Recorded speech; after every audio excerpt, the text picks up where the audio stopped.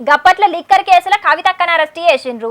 ఇక అటెన్కాల phone tapping కేసుల కేటీఆర్ అన్నను కేసీఆర్ సార్ను అరెస్ట్ చేస్తారు అని కూడా ముచ్చట్లు వచ్చినాయి. మేమేం తప్పు చెయ్యలే, మాకు భయం లేదు అని మస్తు ధైర్యంతో చెప్పిండు కేటీఆర్ అన్న. అయితే ఇప్పుడు కేసీఆర్ సార్ చెప్పిన ఓ మాట అయితే దేశం మొత్తం మస్తు సెన్సేషన్ అయింది. మరి గదేంది, సార్ ఎందుకు గట్ల అన్నాడో పురాగర్సుకుని వద్దాం పండ్రి.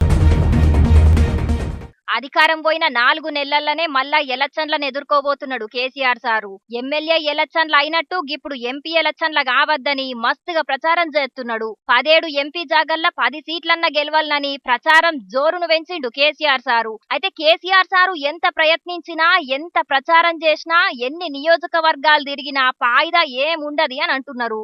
3-4కు మించి సీట్లు రానే రావు కారు పార్టీకి అని అంటున్నారు కొన్ని సర్వేలోళ్ళు. అయితే ఇవన్నీ పక్కకు పెడితే కేసీఆర్ సార్ ను అరెస్ట్ చేసేటందుకు చూసిండట మోడీ సారు, కానీ గది సాధ్యం కాలేదట.